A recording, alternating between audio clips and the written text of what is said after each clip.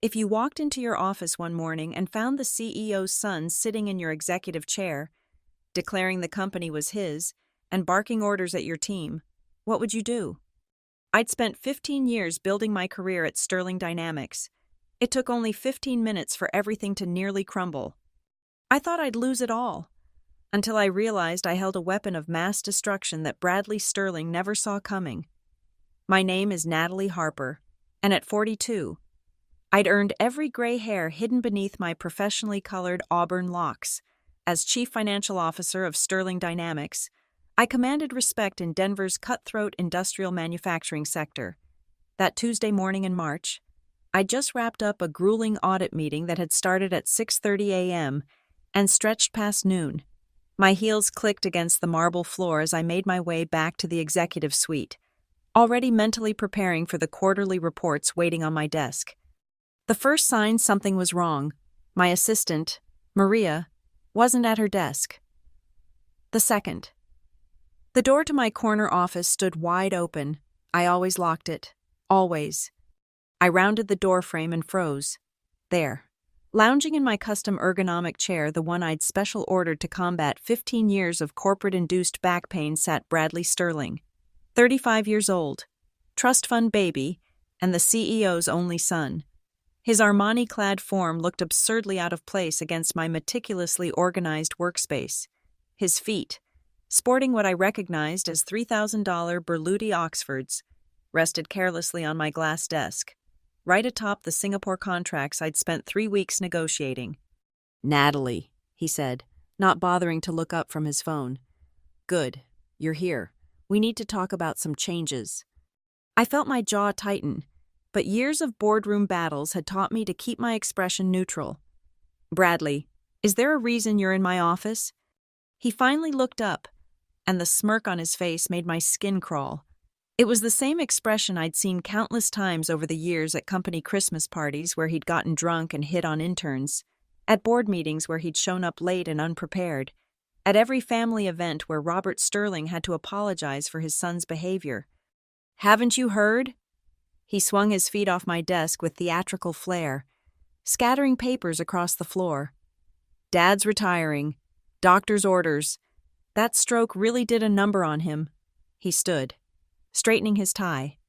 "Which means Sterling Dynamics needs new leadership, my leadership."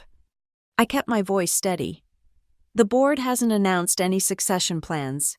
Your father is still recovering, and the board will do what I tell them." He interrupted, walking around my desk like he owned it, like he owned everything. "I've already started making arrangements. Called a meeting with your finance team for 2 p.m. Told them to prepare for some significant fund transfers, new partnerships I'm bringing in. My finance team, the department I'd built from the ground up, hiring each analyst personally, mentoring them, protecting them from corporate politics, the same team that had helped Sterling Dynamics increase revenue by 300% during my tenure. "You have no authority to call meetings with my staff," I said, feeling heat rise in my chest. Bradley laughed, actually laughed, and pulled out his phone. "Want to bet I sent this email an hour ago from the CEO account?" He showed me the screen. Sure enough, there was a company-wide email announcing Bradley Sterling as interim CEO, effective immediately. "That's not possible. The board needs to vote. There are procedures." "Procedures." He stepped closer, and I caught the scent of expensive cologne mixed with something else. Alcohol. At 1 in the afternoon. "Let me explain how this works now. Natalie, my father is incapacitated. I have power of attorney. I control his 51% stake. The board can either play ball or find themselves replaced at the next shareholder meeting." He brushed past me toward the door, pausing at the threshold. "Oh, and Natalie, that 2 p.m. meeting isn't a request. Your team already confirmed attendance. Don't make this harder than it needs to be." The door closed behind him with a soft click that might as well have been a gunshot. I stood there, alone in my violated office, staring at the scattered papers on the floor. 15 years of dedication, of sacrifice, of missed family dinners and canceled vacations, all of it threatened by a man who'd never worked an honest day in his life. But as I bent to collect the Singapore contracts, a cold clarity settled over me. Bradley Sterling had just made a critical error. He'd assumed I was just another executive he could bulldoze. He had no idea about the files I'd been collecting, the evidence I'd gathered, the weapon I'd been forced to forge over the past 8 months. He wanted to play corporate warfare fine, but he'd just declared war on the wrong CFO. The irony wasn't lost on me as I picked up the framed photo from my desk, Robert Sterling and me at the company's 20th anniversary gala. His arm around my shoulder like a proud father. That was 5 years ago, when Sterling Dynamics had just landed the Boeing contract that would transform us from a regional player into a national force. I'd worked 70-hour weeks for 6 months to make those numbers work, to prove we could handle the scale. Robert had called me his secret weapon in his toast that night. I'd started at Sterling Dynamics as a junior accountant, fresh from my MBA, drowning in student loans and desperate to prove that a girl from suburban Detroit could make it in Denver's Old Boys Club. Robert had noticed me during my 3rd year, not because I was brilliant, but because I'd caught a $2 million error in our tax filings that would have triggered an IRS audit. Instead of taking credit himself, like most executives would have, he'd promoted me on the spot. "You've got the instincts of a bloodhound," he'd said, his weathered face breaking into that rare smile. "I need someone like you watching my back." Over the years, he became more than a boss. When my mother was diagnosed with cancer, Robert had personally arranged for the company jet to fly her to MD Anderson for treatment. When my marriage fell apart, my ex-husband couldn't handle having a wife who out-earned him by triple. Robert had quietly ensured I got the time and space I needed to rebuild. He'd walked me down the aisle at my sister's wedding when our father couldn't make it. In every way that mattered, Robert Sterling had been family, which made Bradley's existence all the more painful to witness. Where Robert was strategic, Bradley was impulsive. Where Robert built relationships, Bradley burned bridges. The son had inherited his father's sharp features and commanding height, but none of his wisdom or work ethic. I'd watched Bradley stumble through the company for years a week in marketing before he got bored, a month in operations before he insulted the wrong union rep, 6 months as VP of Strategic Initiatives, a made-up title that essentially meant Robert was paying him to stay away from anything important. The failures outside Sterling Dynamics were even more spectacular. There was the restaurant in Boulder that closed after 3 months when the health department found violations that made the evening news. The tech startup that burned through $2 million in investor money, Robert's friends, naturally before anyone realized Bradley's revolutionary app was just a poorly coded copy of Instagram. The import-export business that ended with a federal investigation. Though Robert's lawyers managed to keep Bradley's name out of the papers, each failure followed the same pattern: grand promises, other people's money, spectacular collapse, and Robert quietly cleaning up the mess. I'd processed the checks myself, watched millions disappear into Bradley's black holes of ambition. Robert never said it out loud, but I saw the resignation in his eyes every time Bradley's name appeared on an expense report. "He's still my son," Robert once told me after Bradley's 4th time seeking help. "What else can I do? Just stand by and watch him fall apart." But now Robert was lying in a private room at Presbyterian St. Luke's, recovering from a stroke that had stolen his speech and half his mobility. The doctors said he might recover, might regain function, but it would take months, maybe years. And in that window of vulnerability, Bradley had seen his opportunity. I pulled up the corporate bylaws on my computer, searching for any loophole, any procedural requirement Bradley might have missed. But he was right about one thing with power of attorney over Robert's shares. He technically had the votes. The board could fight it. But that would mean a protracted legal battle while the company bled talent and contracts. My phone buzzed. A text from Tom Rodriguez, my head of accounts payable. "Natalie, what the hell is going on? This kid just demanded we prep wire transfers for almost $1 million. No documentation, no approval chains. This can't be legal." I stared at the message, feeling pieces click into place. Bradley wasn't just making a power grab. He was accelerating something that had already been in motion. Those suspicious transfers I'd been tracking, the shell companies, the doctored invoices. He must have known I was getting close to exposing him. The stroke had given him the perfect cover to take control before I could build an airtight case. But Bradley had just revealed his desperation. And desperate people make mistakes. I texted Tom back, "Stall. Document everything. Recording devices are legal in Colorado if one party consents. I consent." Then I opened my private safe, the one hidden behind a false panel in my credenza, and pulled out the folder I'd been building for 8 months. 2.6 million in fraudulent transfers, shell companies in Delaware and Nevada, forged signatures on vendor contracts. It was almost enough to bury him. Almost. But if Bradley wanted to play interim CEO, if he wanted to raid the company coffers in broad daylight with my entire team as witnesses, well, he was about to hand me the rope I needed to hang him.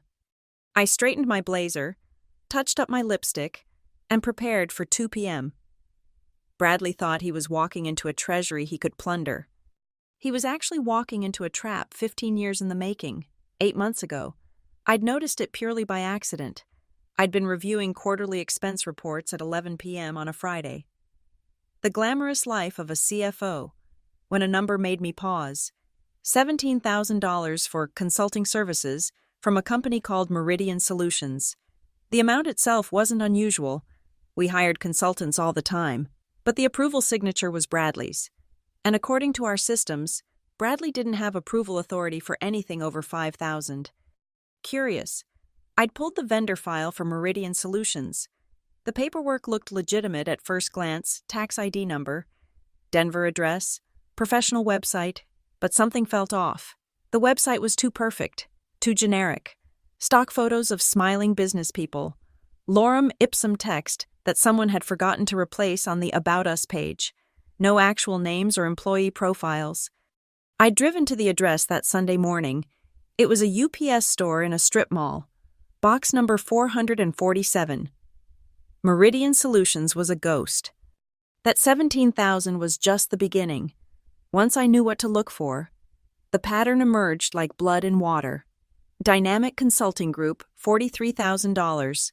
Sterling Assessment Partners, $91,000. Colorado Business Initiatives, $160,000. All approved by Bradley. During the 6 months he'd been VP of Strategic Initiatives. All paid to companies that existed only on paper and in post office boxes across Denver. The sophistication evolved over time. The early schemes were almost amateur invoices clearly generated from the same word template. Websites all registered on the same day. But by month 3, Bradley had gotten smarter, or more likely, he'd found someone smarter to help him. The newer shell companies had elaborate backstories. Fake LinkedIn profiles for non-existent employees, even staged photos of supposed corporate events. I'd started building my case methodically, the way Robert had taught me. Document everything, verify twice, never show your hand until you hold all the cards. I'd hired a forensic accountant named James Morrison, a former FBI financial crimes investigator who now ran a private practice. What he found made my stomach turn. "Your boy isn't just stealing," James had told me over secure phone. "He's built an entire ecosystem. These shell companies are invoicing each other, creating a paper trail that looks like legitimate business activity. He's washing the money through 3, sometimes 4 layers before it hits his personal accounts." How much total? From what I can trace, 2.6 million over 8 months. But here's the kicker: the amounts are accelerating. Last month alone was 400,000. Bradley must have been funding something specific. The gambling debts I'd heard whispers about another failed business venture blackmail I didn't know. And frankly, I didn't care. Theft was theft. The most damning evidence came from an unexpected source. Our IT director, Kevin Park, had approached me quietly one afternoon. "Natalie, I'm not supposed to tell you this, but you need to know. Bradley asked me to give him admin access to the financial systems, full override capabilities." "What did you tell him?" "That I'd need written authorization from you or Mr. Sterling." Kevin had looked uncomfortable. He said he'd get it. That was a week ago, yesterday. I found someone had tried to hack into our system using sophisticated spoofing techniques. They almost got in.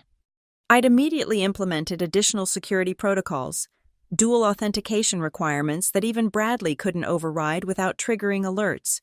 But it was clear he was getting desperate. The stroke had probably accelerated his timeline. With Robert incapacitated, Bradley saw his window closing. Either he seized control now, or risked me exposing everything when Robert recovered. The investigation file in my safe had grown to 3 inches thick. Bank records showing transfers to Bradley's personal accounts in the Caymans. Screenshots of the fake websites before Bradley could take them down. Emails between Bradley and someone using the alias Phoenix discussing the arrangements. Sworn affidavits from 3 former employees who'd been fired after questioning suspicious invoices. But my crown jewel was the recording from 6 weeks ago. Bradley had been drunk at a company event, cornering one of my junior analysts, Derek, near the bathroom. "You know what your problem is," Bradley had slurred. "You think this company runs on rules and procedures, but rules are for people who don't have power. When my father finally kicks it, I'm going to show everyone how business really works.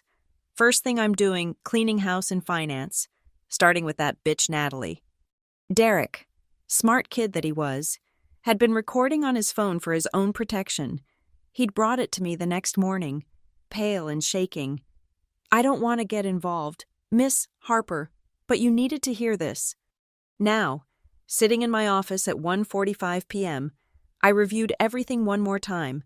The forensic accounting report, the shell company documentation, the security breach attempts, the recording, individually.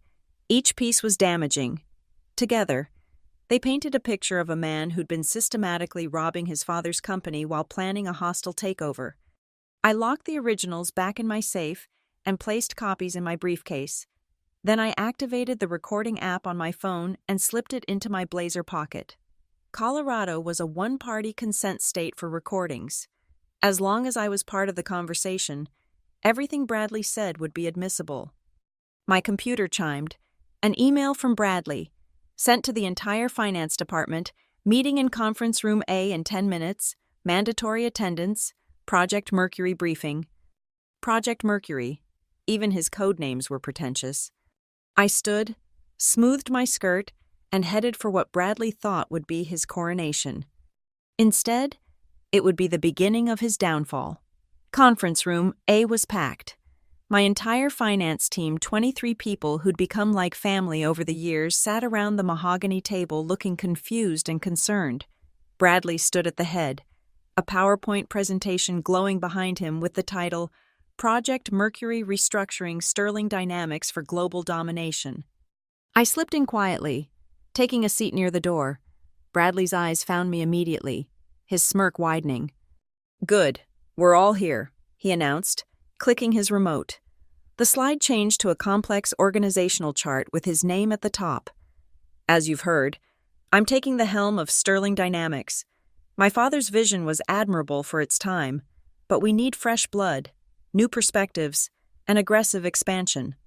Sarah Martinez, my senior analyst, raised her hand. "Mr. Sterling, with all due respect, has the board approved this restructuring?" Bradley's jaw tightened. "The board serves at the pleasure of the majority shareholder. I control that majority now. Through power of attorney while your father is incapacitated," I said calmly. Every head turned to me. "That's not quite the same as ownership, is it?" "Semantics," Bradley waved dismissively. "Let's focus on what matters. Project Mercury involves strategic partnerships with several consulting firms I've been cultivating. We need to move fast. Tom, I need you to prepare wire transfers totaling $900,000 by close of business today." Tom Rodriguez shifted uncomfortably in his chair. "That's a significant sum. I'll need documentation, vendor contracts, approval chains." "You'll need what I tell you to need," Bradley snapped, the mask of professionalism cracking. "These partnerships are time-sensitive. We miss this window. We lose the opportunity." "What partnerships exactly?" I asked, pulling out my legal pad as if to take notes. "Which consulting firms, what services are they providing?" Bradley clicked to the next slide, a list of 5 company names. I recognized 3 immediately from my investigation. Shell companies, every one. Synergy Global Advisors, Quantum Strategic Solutions, Peak Performance Partners. Bradley read off. These firms specialize in market penetration strategies for the Asian markets. They have connections we need. Interesting, I said, making a show of writing. And they all require payment today. That's unusual. Most legitimate consulting firms work on net 30 terms. These aren't most firms. Bradley's voice was getting tighter. They're exclusive. They choose their clients carefully. Derek, my junior analyst who Bradley had cornered weeks ago, spoke up. Miss, Harper is right. This violates our vendor onboarding procedures. We need tax documentation, insurance certificates, conflict of interest disclosures. Procedures. Bradley slammed his hand on the table, making several people jump. This is exactly the kind of bureaucratic thinking that's been holding this company back. We have an opportunity to triple our revenue in 18 months, and you're worried about paperwork. I'm worried about federal wire fraud charges, Tom said quietly. The room went silent. Bradley's face flushed red. Are you questioning my judgment, my authority? I'm questioning the legitimacy of wiring $900,000 to companies that didn't exist 6 months ago, Tom replied, pulling out his phone. I did some research.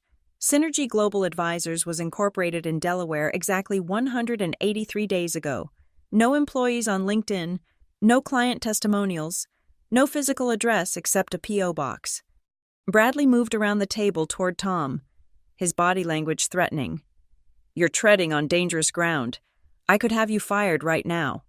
Then fire me. Tom stood his ground. But I'm not processing fraudulent transfers. My signature isn't going on wire authorizations to shell companies. How dare you? He's right, I interrupted, standing slowly. In fact, I'm curious about something. Bradley, these companies you're so eager to pay, they wouldn't happen to be related to the $2.6 million that's already been transferred to similar entities over the past 8 months. Would they? The color drained from Bradley's face. I don't know what you're talking about. Really? Because I have documentation of 47 transfers authorized with your forged signature, all to companies with the same registration pattern as these 5. I pulled out my phone, pretending to check something. Dynamic Consulting Group, Sterling Assessment Partners, Colorado Business Initiatives. Should I continue? This is ridiculous. You're making accusations without proof. Proof? I smiled coldly. Like the email you sent to someone called Phoenix discussing, and I quote, accelerating the extraction before the old man recovers. Bradley lunged for my phone, but I stepped back. Several team members stood, creating a barrier between us. You've been monitoring my emails. That's illegal. No, but fraud is, embezzlement is, forging signatures on financial documents is, I kept my voice level, professional. And attempting to steal another $900,000 in front of 23 witnesses, that's just stupid. Bradley's hands were shaking now, rage and panic warring on his face. You're done, Natalie. You're all done. When I'm through, none of you will work in this industry again. I'll bury you in lawsuits until you're begging. Mr. Sterling, Maria, my assistant, spoke from the doorway. There are some gentlemen here to see you. They say it's urgent. 2 men in dark suits entered the conference room. FBI badges glinted at their belts. Bradley Sterling. The taller one spoke. I'm Agent Jeffries. This is Agent Kumar. We need to speak with you about some financial irregularities at Sterling Dynamics. Bradley looked at me, his face twisted with fury and disbelief. You actually called the FBI? No, I said truthfully. But when Tom reported your demands this afternoon, he was obligated to file a suspicious activity report with FinCEN. Financial institutions and their officers are required to report potential money laundering. It's federal law. The agent stepped forward. Mr. Sterling, we're going to need you to come with us. This is a setup she's framing me. My father will hear about this. Your father already knows. a familiar voice said from the doorway. We all turned. Robert Sterling stood there, supported by a walker but very much alert. His speech was slow but clear. I've been recovering faster than... We led on. Natalie has been keeping me informed. The trap had been sprung, but the real show was just beginning. The FBI agent stepped back, allowing Robert Sterling to enter the conference room fully. His appearance had been carefully orchestrated. I'd been coordinating with his medical team and his lawyers for 3 weeks. The stroke had been real. Yes, but his recovery had progressed faster than we'd publicly acknowledged. We'd kept it quiet, letting Bradley think he had free rein while we built our case. Dad, Bradley's voice cracked. You don't understand. Natalie's been plotting against me, against us. She's trying to take over the company. Robert's eyes, still sharp despite his physical weakness, fixed on his son. The only person plotting here is you, Bradley. I opened my briefcase and pulled out the 45-page dossier I'd compiled. Robert, the board of directors, and federal investigators have all received copies of this report. 8 months of forensic accounting, documented fraud, and evidence of conspiracy to embezzle corporate funds. You can't prove anything, Bradley said, but his voice lacked conviction. Actually, Agent Jeffries interjected. Miss, Harper's documentation is quite thorough. Combined with the suspicious activity reports filed by multiple banks over the past quarter, we have more than enough for federal charges. I clicked on my laptop, projecting emails onto the conference room screen. Let's review. Shall we January 15th, $17,000 to Meridian Solutions for consulting services that were never performed. February 3rd, $43,000 to Dynamic Consulting Group, a company registered to a P.O. box in Aurora. March through August, accelerating transfers totaling $2.6 million.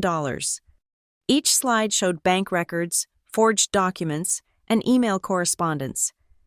My team watched in stunned silence as the scope of Bradley's theft became clear. But here's the truly damaging part. I continued, clicking to an audio file. This recording from today's meeting, where you attempted to coerce my team into processing another $900,000 in fraudulent transfers. I hit play. Bradley's voice filled the room. You'll need what I tell you to need. These partnerships are time-sensitive. Then Tom's voice, I'm worried about federal wire fraud charges. And Bradley's response, are you questioning my authority? That's taken out of context, Bradley protested.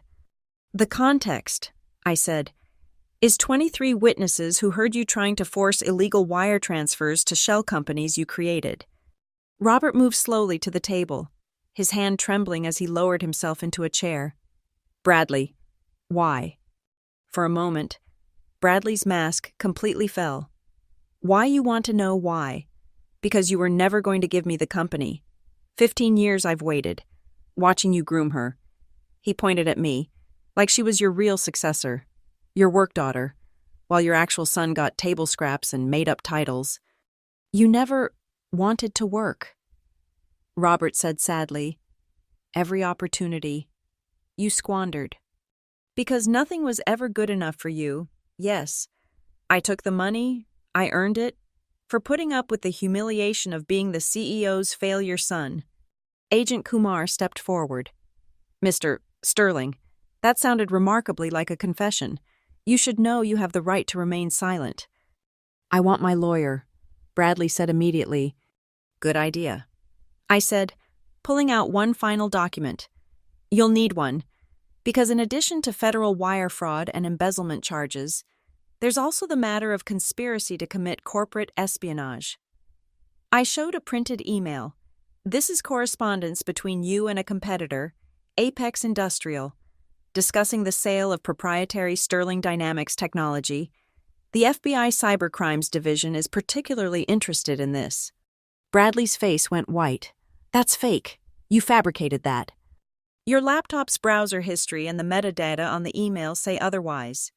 Kevin Park spoke up from the corner. I've provided everything to the authorities, with board approval. Robert stood slowly, supporting himself on the table. Bradley, you're my son, Despite everything, I love you, but I cannot, will not, let you destroy what 3 generations built. Touching family moment, Agent Jeffrey said dryly. But we need to go, Mr. Sterling. You're under arrest for federal wire fraud, embezzlement, and conspiracy to commit corporate espionage. As Agent Kumar read Bradley his Miranda rights, I watched the man who'd tried to destroy everything I'd worked for get handcuffed in front of my entire team. There was no satisfaction in it, only a hollow sense of necessity. Bradley looked at me one last time as they led him toward the door. This isn't over. Natalie, you think you've won. My lawyers will destroy you. I'll sue you for defamation, for illegal surveillance, for... Bradley, Robert interrupted, his voice stronger now. Shut up, before you make it worse. The agents escorted Bradley out, his threats echoing down the hallway until the elevator doors finally silenced him. The conference room remained quiet for a long moment. Then Tom spoke. Natalie, how long have you known? 8 months, I admitted. But I needed ironclad proof. Bradley's not wrong about having good lawyers. If I'd moved too early, he would have slipped away and destroyed evidence. So you let him steal $2.6 million, Derek asked. Every dollar is traceable. I assured them. The FBI will freeze his accounts. Most of it will be recovered. And more importantly, Sterling Dynamics is safe. Robert cleared his throat.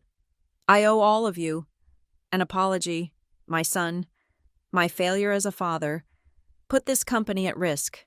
Natalie protected you, protected all of us, when I couldn't. Robert, I said gently, you should rest.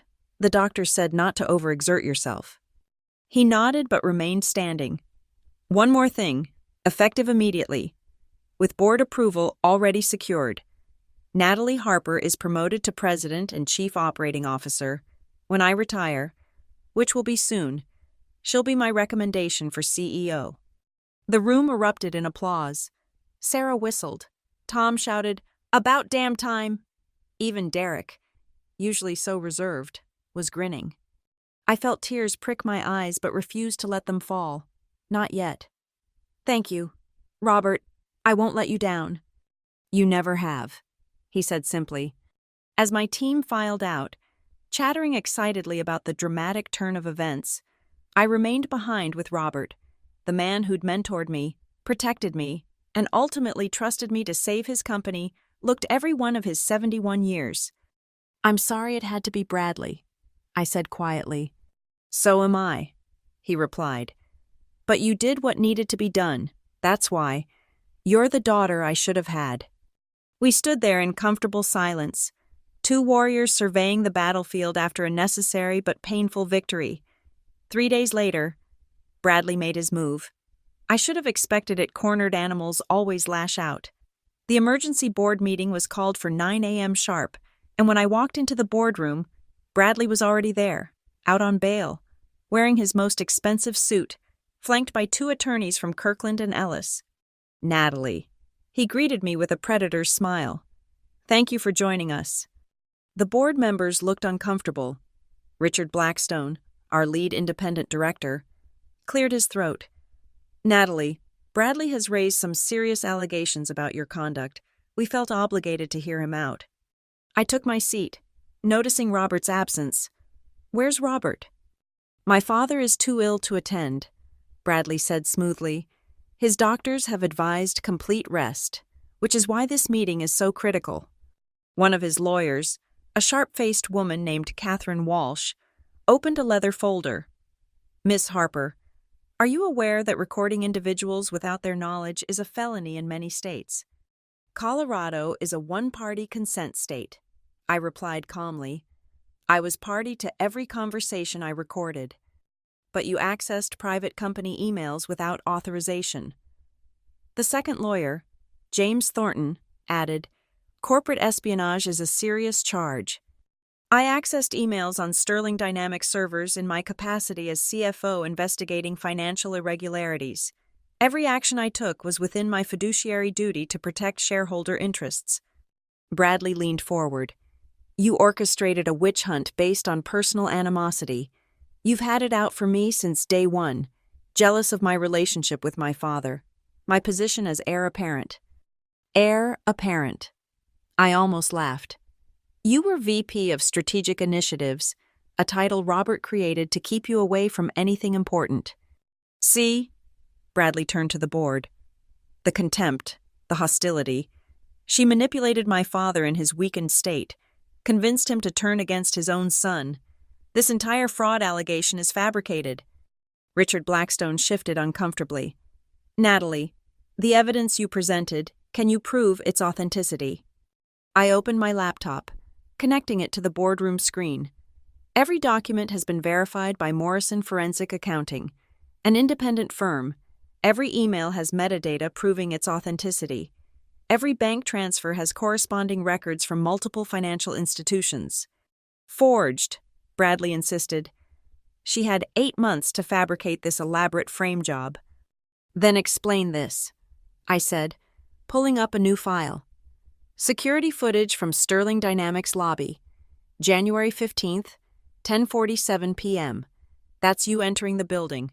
At 11:14 p.m., our servers show someone using your access code to approve the first fraudulent transfer to Meridian Solutions. The video played, showing Bradley clearly entering the building, looking around furtively. Circumstantial, Walsh argued. Being in the building isn't a crime. No, but this is. I clicked to another file. Audio recording from Sterling's own office. Dated March 3rd. Robert had installed a recording system after the second break-in attempt last year. He forgot to tell you about it, didn't he? Bradley. Robert's voice came through the speakers. Bradley, these consulting fees don't make sense. $90,000 to companies I've never heard of. Then Bradley. Dad, you need to trust me. I'm building relationships for the future. Sometimes that requires discretionary spending. Robert, discretionary spending comes from your budget, not hidden in operational expenses. Bradley. What you don't know won't hurt the quarterly reports.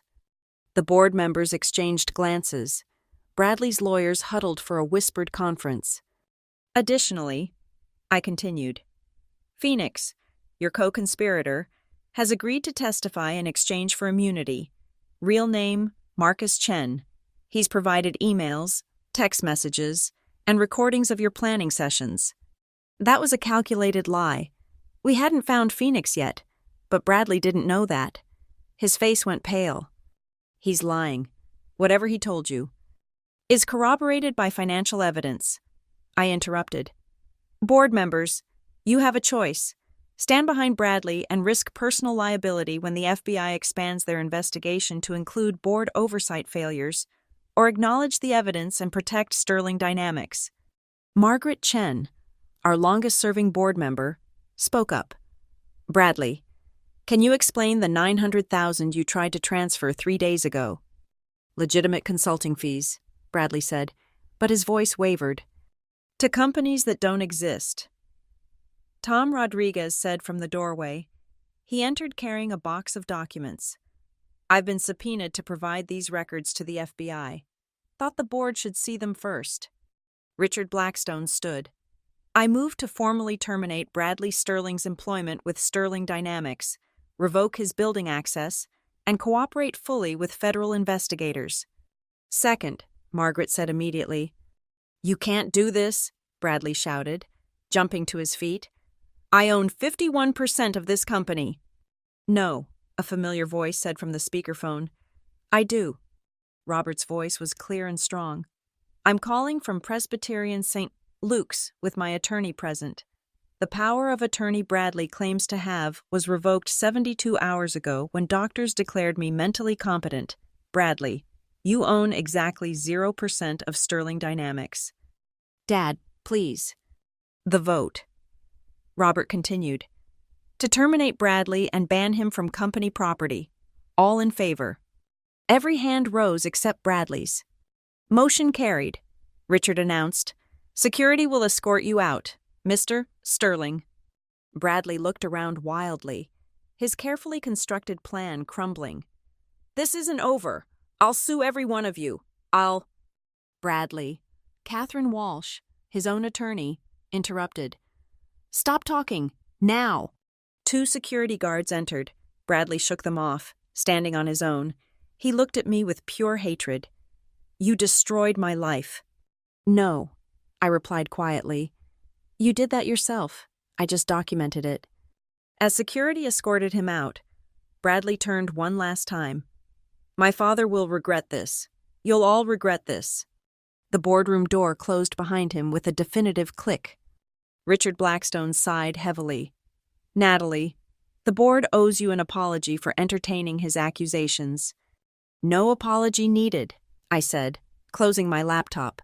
You did your due diligence. That's all anyone can ask. Robert's voice came through the speaker again. Natalie, stay after the others leave. We need to discuss your new role. As the board members filed out, offering handshakes and words of support, I realized the weight that had been crushing my chest for 8 months was finally lifting. Bradley was gone. Sterling Dynamics was safe. But somehow, I knew Bradley's final threat wasn't empty. This wasn't over. Not yet. The federal courthouse in downtown Denver was a monument to justice, or at least that's what the architecture suggested. 6 weeks after the boardroom confrontation, I sat in the witness chair, my hands still tingling from the oath I'd just sworn. The courtroom was packed with media, Sterling Dynamics employees, and curious observers who'd been following the scandal that made national headlines, CEO's son embezzles millions in family business betrayal. Bradley sat at the defense table, his orange jumpsuit a far cry from his usual Armani. His bail had been revoked after he'd attempted to flee to Costa Rica, a spectacularly stupid move that had added flight risk to his charges. His new lawyers, public defenders after his assets were frozen, looked overwhelmed by the mountain of evidence. Assistant U.S. Attorney Diana Reeves stood before me, her voice clear and confident. Miss Harper, please describe what happened on September 15th of this year. I leaned toward the microphone. That was the day Bradley Sterling attempted to coerce my financial team into processing $900,000 in fraudulent wire transfers. Objection, Bradley's lawyer called out. Alleged fraudulent transfers. Sustained, Judge Harrison said. The jury will determine fraud. Diana nodded. Let me rephrase. What specifically did Mr. Sterling request? He demanded immediate wire transfers to 5 companies: Synergy Global Advisors, Quantum Strategic Solutions, Peak Performance Partners, Meridian Analytics, and Crown Consulting Group. He wanted the money transferred by close of business, without standard documentation or approval processes. What made you suspicious of these companies? I pulled up the documentation on the screen before me. 3 of them matched the pattern of shell companies I'd been investigating for 8 months. Same registration structure, same type of virtual addresses, same generic websites with stock photography. And what did your investigation reveal? That Bradley Sterling had created an elaborate network of fake companies to siphon money from Sterling Dynamics, $2.6 million over 8 months, with plans to steal another $900,000 before his father recovered from his stroke. Bradley suddenly stood up, despite his lawyer's attempts to restrain him. She's lying. This whole thing is a setup. She wanted the company for herself. Judge Harrison's gavel came down hard. Mr. Sterling, control yourself or you'll be removed from the courtroom. Let him speak, I said calmly, looking directly at Bradley. I want the jury to see who he really is. Bradley's face contorted with rage. You manipulated my father. You turned him against me. You've been planning this for years, waiting for your chance to steal everything. Is that why you tried to hack our financial systems? I asked, knowing the prosecution would object, but wanting the jury to hear it. Objection, both lawyers shouted simultaneously. Sustained. Miss Harper, please only answer the questions posed by counsel. Diana Reeves smiled slightly. Actually, Your Honor, that leads perfectly to my next question. Miss Harper, were there attempts to breach Sterling Dynamics' financial systems? Yes. Our IT director documented 3 attempts to override security protocols using sophisticated spoofing techniques. The attempts were traced to IP addresses associated with Bradley Sterling's devices. The prosecution presented exhibit after exhibit: forged invoices, fake contracts, email exchanges between Bradley and his co-conspirator. Each piece of evidence was another nail in his coffin. But the moment that truly sealed his fate came when Diana played the audio recording from the March meeting. Bradley's own voice filled the courtroom. "What you don't know won't hurt the quarterly reports." Several jury members shook their heads in disgust. During cross-examination, Bradley's lawyer tried desperately to paint me as a vindictive employee with a grudge. "Isn't it true, Miss Harper, that you resented Bradley Sterling's position as the CEO's son?" "I resented his theft of company funds," I replied evenly. "His position as Robert's son is what made this tragedy so painful for everyone involved." "You claim to have discovered this alleged fraud 8 months ago. Why didn't you report it immediately?"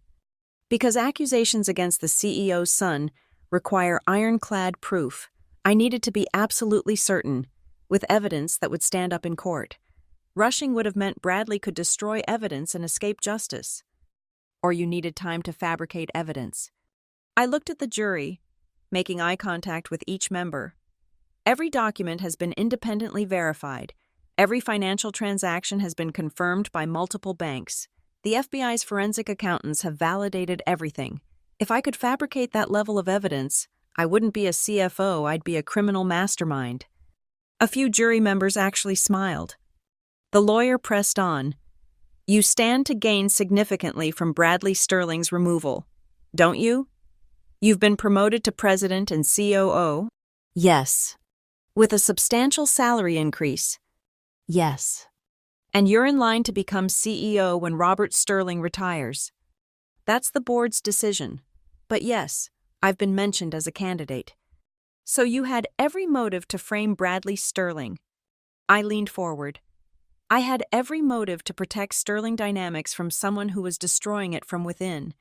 My promotion came after the evidence was revealed, not before, and frankly, dealing with this mess has been the hardest thing I've done in my career. If I wanted an easy path to CEO, watching Robert Sterling's son betray him wasn't it." The courtroom fell silent. Even Bradley stopped fidgeting. Then came the moment that broke everything wide open. Diana Reeves called a surprise witness, Marcus Chen Phoenix. The man who walked in looked nothing like what I'd expected. Thin, nervous, wearing an ill-fitting suit. Marcus Chen was a computer programmer who'd gotten in over his head. In exchange for immunity, he laid out the entire scheme: how Bradley had recruited him, how they'd created the shell companies, how they'd planned to drain millions more before Robert could recover. "He said his father was dying," Marcus testified, his voice shaking. "He said the old man would never know, and once Bradley had control, he'd make it all legitimate. I knew it was wrong, but he promised me $200,000. I needed the money for my mother's cancer treatment." Bradley's face went from red to white to green as Marcus produced email after email, text after text, recorded phone calls where Bradley explicitly discussed the embezzlement scheme. The final blow came when Marcus revealed something even I hadn't known. Bradley had taken out a $3 million life insurance policy on his father 6 months before the stroke. He kept saying how convenient it would be if the old man would just die already. The courtroom erupted. Robert Sterling, who'd been sitting in the gallery, had to be helped out of the room. Bradley's lawyers immediately asked for a recess, but the damage was done. When we returned, Bradley had been removed from the courtroom for his own safety. Several Sterling Dynamics employees had to be restrained. The jury deliberated for exactly 47 minutes. Guilty on all counts: wire fraud, embezzlement, conspiracy, money laundering, 27 counts in total. As the verdict was read, I felt no joy, only a profound sadness. I looked back at Robert, tears streaming down his weathered face as he watched his only son's life effectively end. Bradley would face up to 20 years in federal prison. Justice had been served, but the victory tasted like ashes. 6 months later, I stood in the CEO's office, my office now watching the Denver skyline paint itself gold in the setting sun. The nameplate on the desk read, Natalie Harper, Chief Executive Officer. Robert had officially retired 2 weeks after Bradley's sentencing, his health and spirit broken by his son's betrayal. The transformation of Sterling Dynamics had been swift but necessary. We'd implemented new financial controls, redundant approval systems, and mandatory ethics training that some called excessive, but I called essential. Trust, once shattered, takes years to rebuild. A knock on my door interrupted my thoughts. Tom Rodriguez entered, now my CFO. "Natalie, there's something you should see." He handed me a letter, postmarked from the Federal Correctional Institution in Littleton, Colorado. Bradley's handwriting was unmistakable. "Natalie," it read, "I've had 6 months to think about everything. 6 months of concrete walls and iron bars that you put around me. But here's what you don't understand. I was trying to save Sterling Dynamics from mediocrity. My father built a regional company and was content to keep it small. Safe, boring. I had vision. I had ambition. The money I took was an investment in a bigger future. You call it theft. I call it venture capital. One day, when Sterling Dynamics crumbles under your conservative leadership, remember that you killed the one person who could have made it great. This isn't over. Even from here, I have friends, connections, people who believe in my vision. Watch your back. Bradley Sterling." I folded the letter carefully and fed it into the shredder. Tom watched with concern. "Should we alert the FBI?" "Already done," I said, showing him my phone. "I forwarded a photo to Agent Jeffries before you knocked. Bradley just violated his plea agreement by threatening me. He'll likely get another 5 years added to his sentence." Tom shook his head. "He never learns, does he?" "No," I said quietly. "And that's the real tragedy. Robert Sterling spent his whole life building something meaningful, something that employed thousands of people and supported their families. And Bradley was willing to destroy it all for greed and ego." My phone buzzed. A text from Robert. "Saw the news about the letter. I'm sorry. Thank you for everything. You're the child I wish I'd had." I typed back, "You gave me a chance when no one else would. That's all a real parent needs to do." Later that evening, I called an all-hands meeting. The entire company gathered in the main floor auditorium, nearly 500 faces looking up at me with a mixture of respect and expectation. "6 months ago," I began, "Sterling Dynamics faced an existential threat, not from competitors or market forces, but from within. We survived because people like Tom Rodriguez, Kevin Park, and every member of our finance team had the courage to stand up for what's right, even when it was dangerous." Applause rippled through the crowd. "But survival isn't enough," I continued. "We need to thrive. That's why I'm announcing Project Phoenix, not named after Bradley's co-conspirator, but after what we're doing rising from the ashes stronger than before.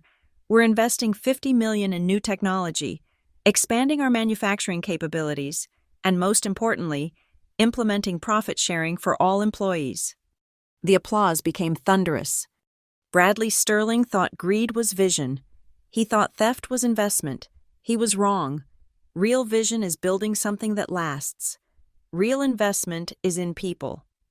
Every single one of you is why Sterling Dynamics will not just survive, but dominate our industry for the next generation.